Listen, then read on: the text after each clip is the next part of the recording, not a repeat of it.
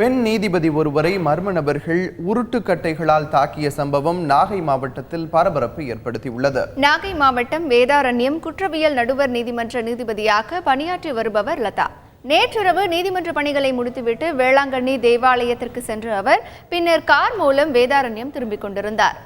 பூவை தேடி என்ற இடத்தில் இருசக்கர வாகனங்களில் வந்த மர்ம நபர்கள் சிலர் உருட்டுக்கட்டைகளால் நீதிபதியின் காரை அடித்து உடைத்ததுடன் பெண் நீதிபதி மற்றும் வாகன ஓட்டுநர் மீது கொலைவெறி தாக்குதல் நடத்தியுள்ளனர்.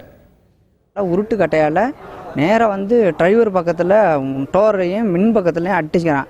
அடிக்கும்போது நாங்கள் சவுண்டு கொடுக்குறோம். உடனே ஜட்ஜி அம்மா இருக்கிறாங்க, யாரா நீங்கள் அடிக்கிறீங்க அப்படின்ட்டு சவுண்டு கொடுக்குறோம். நானும் சவுண்டு கொடுக்குறேன், அவரும் சவுண்டு கொடுக்குறாரு, அம்மாவும் சவுண்டு கொடுக்குறாங்க.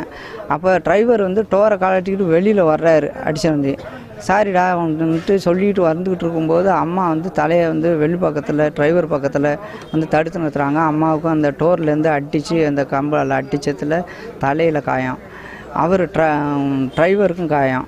நான் உடனே லெஃப்ட் சைடில் பின்னாடி உட்காந்துருந்தேன். என்னால் கழட்ட முடியல. டக்குன்னு கழட்டிட்டு உடையாறதுக்குள்ளே அவன் வண்டியில் உட்காந்துட்டு போயிட்டானுங்க. இதில் படுகாயமடைந்த பெண் நீதிபதியும் வாகன ஓட்டுநரும் சிகிச்சைக்காக வேளாங்கண்ணி அரசு மருத்துவமனையில் சேர்க்கப்பட்டுள்ளனர். இதுகுறித்து வழக்கு பதிவு செய்துள்ள போலீசார் மர்ம நபர்கள் குறித்து தீவிர விசாரணை மேற்கொண்டுள்ளனர். நீதிபதி மீதான தாக்குதலுக்கு நாகை வழக்கறிஞர்கள் சங்கம் கடும் கண்டனம் தெரிவித்துள்ளது.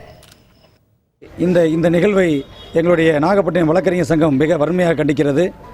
இந்தியாவை பொறுத்தவரையிலே தற்பொழுது வழக்கறிஞர்களுக்கும் நீதிபதிகளுக்கும் போதிய பாதுகாப்பு இல்லாத சூழ்நிலை நிலவி கொண்டிருக்கிறது.